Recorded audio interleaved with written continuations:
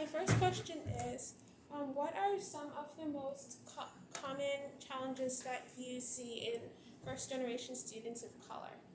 Well, as I said, lack of motivation, sometimes some self-esteem problem transitioning, financial problems, psychological problems too, in terms of leaving home, coming to a space where they have to share a lot of things with other people, and also a space where it's predominantly white, right? Also, the lack of representation.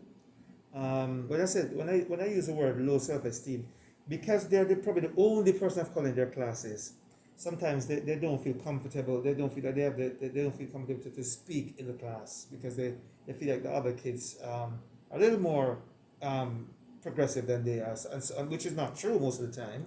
But that's what they're coming with. The self-esteem is almost lacking.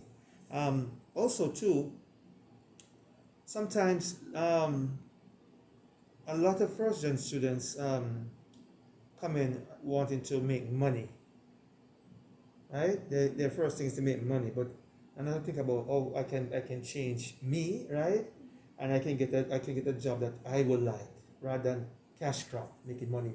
Come to school to get money, to get a job that give me money, right? But there are others who come very driven, right? Very focused, and sometimes they work too hard rather than smart.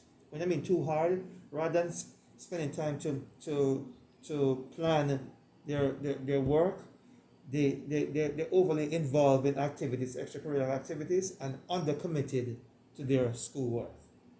And so it makes them sometimes get into sort of panic attack, right? Because they don't get things done and they feel sometimes, oh my God, I don't feel it's going to happen. And so that could bring them into desolation. Yeah. Thank you. And is it common for first generation students of color to have to work in addition to pursue their studies in order to pay for their education? When you say work, are you talking about like the student's job? So yes, like a job. Yeah, because there's some money that they get from federal grant, right? But sometimes think about it. Your first generation, most first generations come from low income families, right? If I could work and offset a cost for my parents, I want to do it because most time first generation have other siblings who are lining up, right? So if I can be somewhat semi independent, that makes a lot of sense, right? I can probably buy a book rather than ask for my mother. I can buy a winter jacket and ask for my mom. I can pay for some of my personal necessities like toothpaste, toiletries and stuff. Okay. Yeah. Thank you. And do you have you observed that can potentially cause extra stress for them? Absolutely, because why that is so is because they're not all, but a lot of the first generation students come in from schools that didn't prepare them for this academic rigor, right? So they're coming from school that's really it's like banking learning, and never thought about the reason, right? That's they're coming to BC where the academic standard is a little higher, right? And so they have to try to play catch up, right? And then they have to go to jobs, and they have to have lots of reading. They have papers to write. That can be overwhelming, And on top of that, a lot of them have emotional situations where they're dealing with problems from home, right? That they've left there, right? And unresolved problem that even at school, even with the distance, it feels more real being away. Because sometimes their siblings call them about what is happening. Sometimes their aunts call them about the parents call them too. And so they're emotionally they've not left some of these situations. Some of the parents were saying, I don't have the money to do this. So the parents is always reminding about the financial burden, right? And so first generation students have to walk a thin line all the time. And there's all this expectation that if they don't do well, right? And do well, what does that mean? So if they fail, if they don't get a good grade, so a first generation student is always trying to make sure I want to get the best grade, but that is problematic because the best grade is not an education. It's what you have learned, that has changed your mindset and sort of project on who and whose you want to be, right? And the 4 years it ends with an academic degree. So there's a lot of the work and studying is problematic because they're coming from low. Most of them, not all, are coming from low performing schools, and others are coming from schools where it's they saw more people who look like them, right, and teachers who look like them, right, to a place where sometimes people don't even want to say hello, right? Yeah. So Thank you for that. And is there a trend that you notice with first generation students? For example, they might come in with lower self esteem, but by the time they graduate, you've seen them grow in a number of areas. there are two things can happen, right? There's the ones who come in very shy and then you watch them grow like a mustard seed. But those students are very smart, right? What they did, they said, okay, I'm going to get the best experience, but in limits.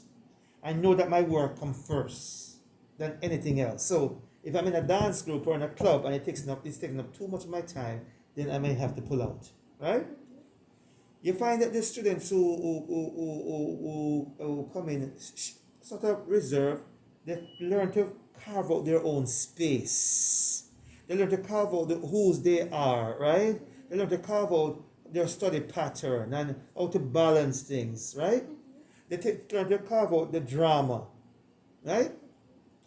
Those students at the end of the year do very well because by sophomore year they have calculated, okay, I know my situation is this.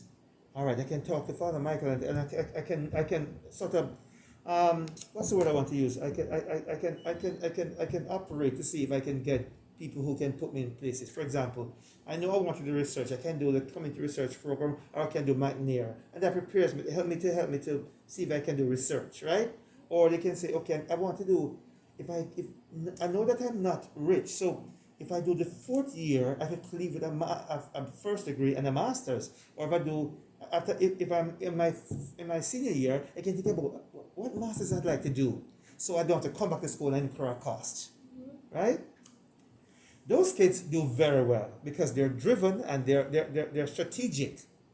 Others who come and they never leave from point A. So they go through courses, the job courses, they get into friend company, they get the groups, and that take over most of their time. They have lost their focus.